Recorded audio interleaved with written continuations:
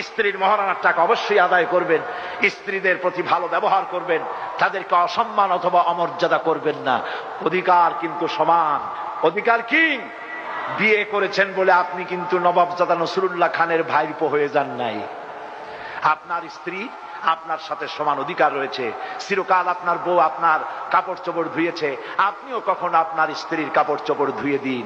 চিরকাল আপনার স্ত্রী আপনার জন্য মশারি টানিয়েছে, আপনিও কখনো সখনো মশারিটা টানায় দিয়েন। তার খোঁজ খবর নিয়ে ভালো খাবারের দিকে লক্ষ্য রেখেন, যেহেতু মহিলারাই পুষ্টিহীনতায় বেশি ভোগে। ঠিক কিনা? ঠিক কিনা?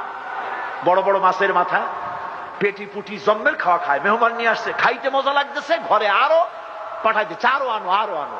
এরপরে মহিলারা দিতে দিতে স্বামীরে খাওয়াইয়া, ছেলেরে খাওয়াইয়া, মেহমানরে খাওয়াইয়া, তারপর হাড়ির নিচে পড়ে থাকে সামান্য সুরুয়া, ওইটুক দিয়ে কোন রকম খায়। আপনার বাচ্চা আপনার স্ত্রী পেটে ধারণ করে, তার রক্ত, তার পুষ্টি, তার ভিটামিন সবচাইতে বেশি দরকার। অথচ নারীরা বাংলাদেশের সবচাইতে পুষ্টিহীনতায় বেশি ভোগে। আপনাদের খবর নেওয়া উচিত।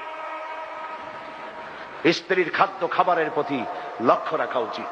রাসূলুল্লাহর স্ত্রী হযরত আয়েশা বলেছেন, আমাদের ঘরে দৌলত ছিল না, কিন্তু ঘরটা মোহব্বত দিয়ে ভর্তি ছিল। সুবহানাল্লাহ। হযরত আয়েশা বলেন, আমি গ্লাসে পানি পান করে যে গ্লাস রেখে দিলে, গ্লাসের যেখানে আমি মুখ লাগাতাম রাসূলুল্লাহ সেই জায়গায় মুখ লাগিয়ে তিনি পানি পান করতেন। স্ত্রীদের তিনি ভালোবাসতেন।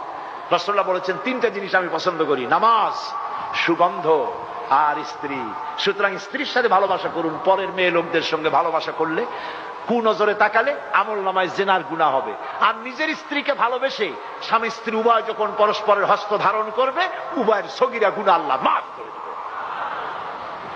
স্বামী স্ত্রীর মধ্যে মহব্বত যে সংসারে আছে, এই সংসারে এসি না থাকুক, ডিসি না থাকুক, ফ্রিজ না থাকুক, কিছু না থাকুক, ঘরটা জান্নাতের টুকরা। আর যেই ঘরের ভিতরে স্বামী স্ত্রীর মধ্যে মিল নাই, মহব্বত নাই, দুইজন দুই দিকে, একজনে কয় 300 আর একজনে কয় 697।